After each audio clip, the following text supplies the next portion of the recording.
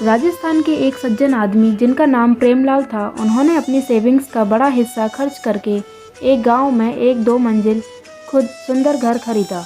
घर सुंदर तो था ही, लेकिन इसे खरीदने के पीछे एक और कारण था कि इस घर के पीछे आम के कई पेड़ थे और प्रेमलाल की धर्मपत्नी को आम काफ़ी पसंद थे। वो काफ़ी खुश थे। उन्हें उनके रिश्तेदार और पड़ोसियों से भी उनके लिए गए इस निर्णय के लिए काफ़ी तारीफ मिली थी। साथ इनमें से अधिकतर लोगों ने उन्हें एक सलाह भी दी थी कि उन्हें अपने इस नए घर की वास्तु भी एक बार देख लेनी चाहिए। जब कई लोगों ने उनसे कहा, इसलिए प्रेमलाल ने किसी वास्तुशास्त्री को अपने घर पर बुलाकर इस काम को भी करने का निर्णय लिया। उन्हीं के किसी रिश्तेदार के पहचान के दिल्ली के एक काफ़ी प्रख्यात वास्तुशास्त्री को उन्होंने निमंत्रण भेजा। वास्तुशास्त्री फ्लाइट लेकर जयपुर आए और वहां पर प्रेमलाल जी उन्हें अपनी गाड़ी में रिसीव करने गए। वहां से घर वापस लौटते वक्त रास्ते में वास्तुशास्त्री प्रेमलाल जी को बड़े ध्यान से ऑब्जर्व कर रहे थे। प्रेमलाल जी हर उस गाड़ी को जो उन्हें ओवरटेक करके आगे जाना चाहती थी, रास्ता देते थे। वास्तुशास्त्री यह सब बड़े ध्यान से देख रहे थे। जब कई लोगों को प्रेमलाल जी ने खुद से आगे जाने का रास्ता दे दिया, तब वास्तुशास्त्री जी ने उनसे पूछा कि आप हर किसी को रास्ता क्यों दिए जा रहे हैं। प्रेमलाल जी ने अपना पक्ष बताते हुए कहा कि हो सकता है इन ओवरटेक करने वालों को हमसे ज़्यादा ज़रूरी काम हो। हमारा क्या है, हम आराम से चले जाएंगे।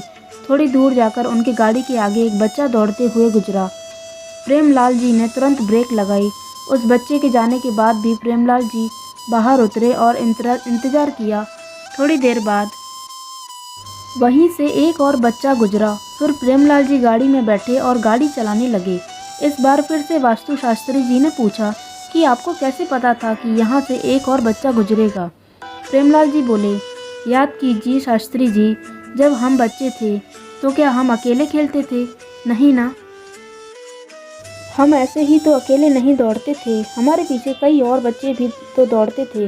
इसलिए मुझे पता था कि इस बच्चे के पीछे भी कोई बच्चा या कई और बच्चे ज़रूर भाग रहे होंगे। उन्हें चोट ना लग जाए, इसलिए मैं रुक गया था। कुछ घंटे गाड़ी चलाने के बाद दोनों प्रेमलाल जी ने उस नए घर तक पहुँचे। जब वे गाड़ी से उतरने वाले थे तो प्रेमलाल जी ने देखा कि उनके घर के पीछे से कुछ पंछी उड़कर आ रहे थे।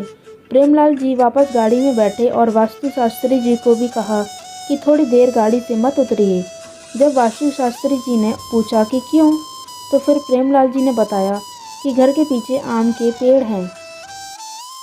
वहाँ से पंछी उड़कर आए, मतलब गांव के कुछ बच्चे बड़े प्यार से आम तोड़ने आए होंगे। अगर हम उन्हें दिख गए तो हड़बड़ी में गिर सकते हैं, उन्हें चोट लग सकती है, इसलिए उन्हें आम तोड़कर ले जाने दीजिए, फिर हम चलते हैं।